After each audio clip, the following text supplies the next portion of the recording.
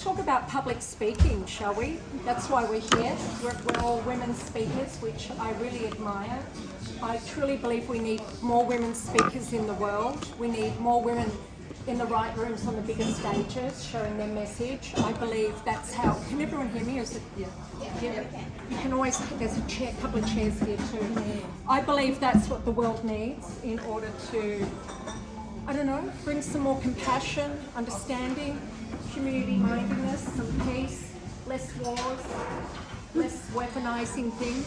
So I want to say public speaking, though, has been hijacked, and it's been hijacked for a really long time.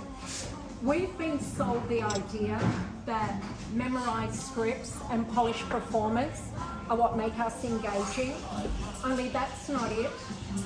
These approaches, they are not the most effective forms of engaging an audience. And I know that sounds surprising, but they might just actually be the very thing that's disengaging you from the audience.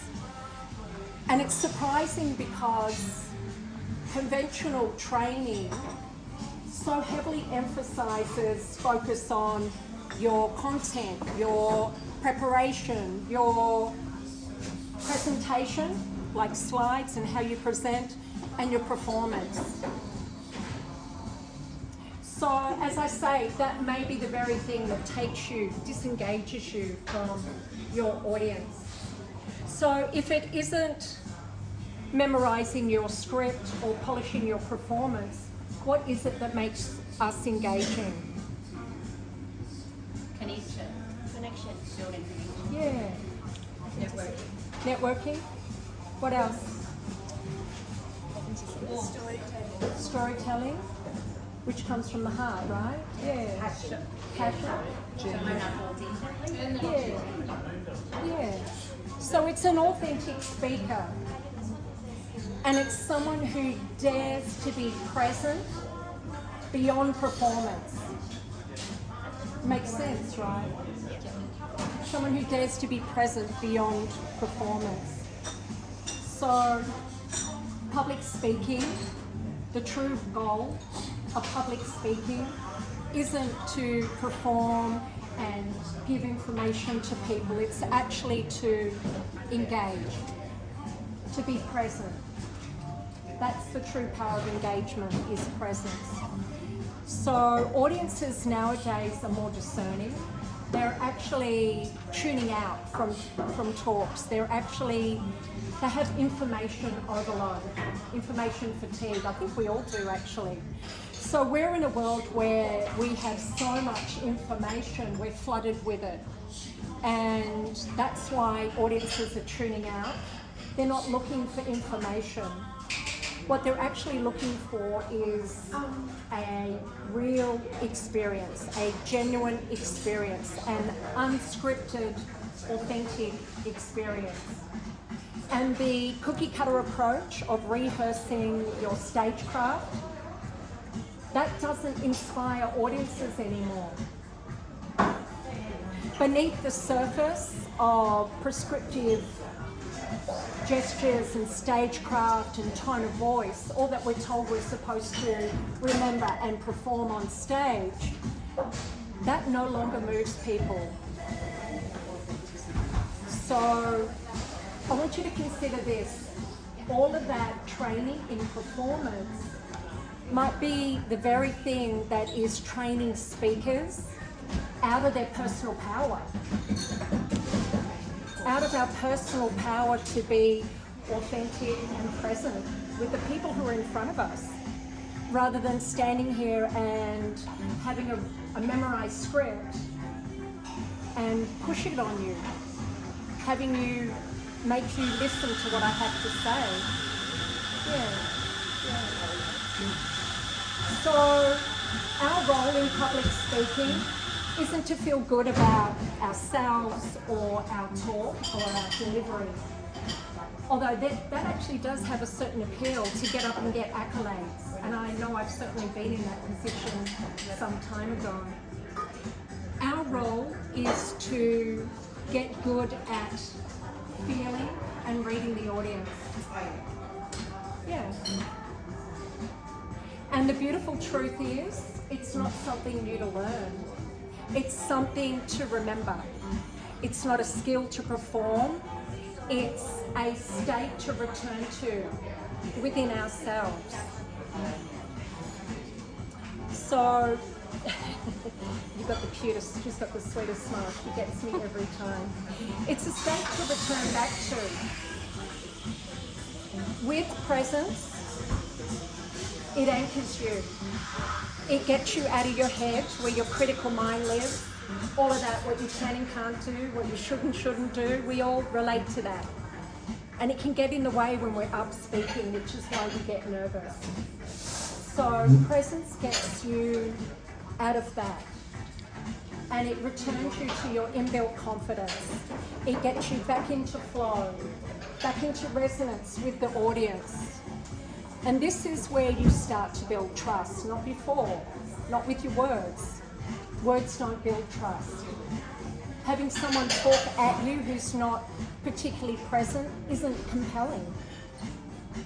So it gets you back into resonance with the audience, which then allows your talk to become an experience.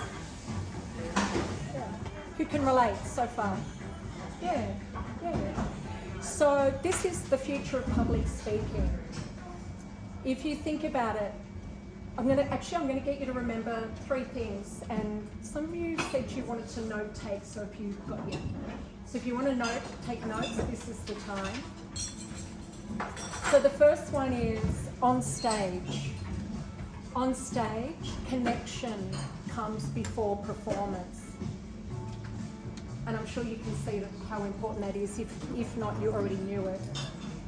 Connection comes before performance. You're doing your audience a service then, not a disservice. The other one is they're actually not your audience until you bring them into resonance with you. And we have this saying as speakers, my audience. Even before we turn up, even before we walk in the venue and get on the stage and start to talk, we're already calling them our audience. And they're not your audience until you bring them into resonance with you.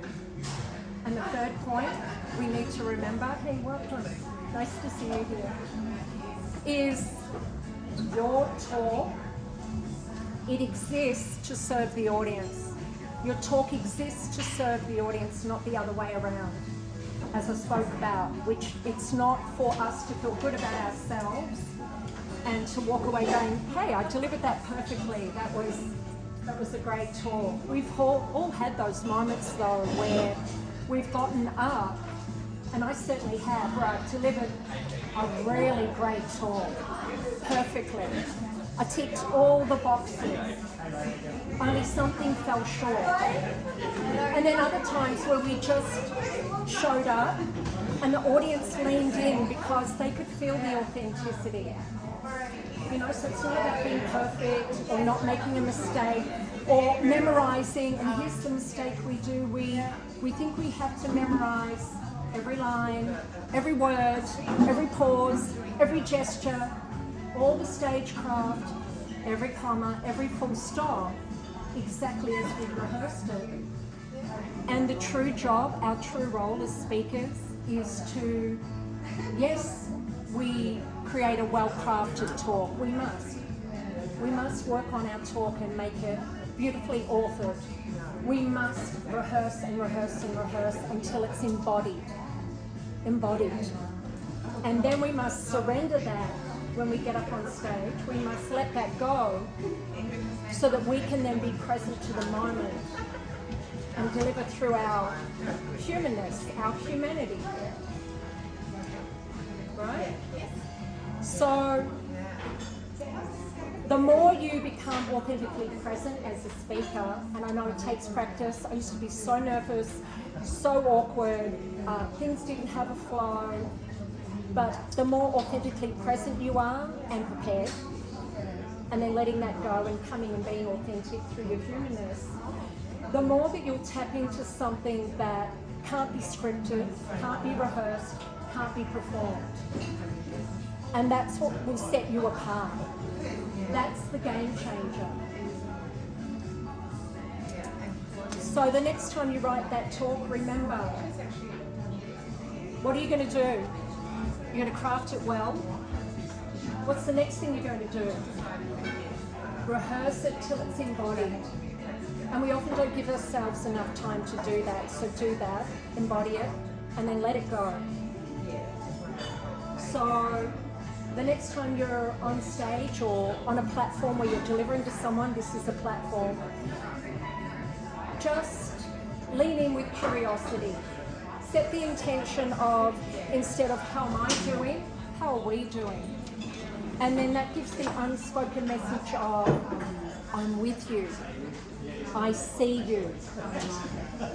So go up with all of you. Let them feel you. Don't try and guard. Let them feel you.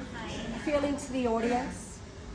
Allow their energy to shape your delivery. And there's no greater practice. That is the future of public speaking, is your presence. All of your presence. And that's what I have to say for today.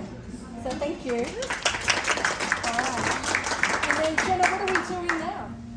All we're going to do is that was amazing. We really enjoyed that. Yeah. Thank you. Yeah, that was so Very good.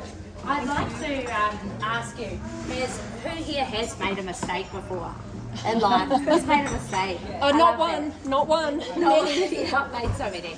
But isn't it amazing how you just don't have to be perfect as long as you're just showing up authentically as yourself? So what I'm going to get you to do now is something that might be a little bit uncomfortable. You're going to turn to the person next to you and tell them one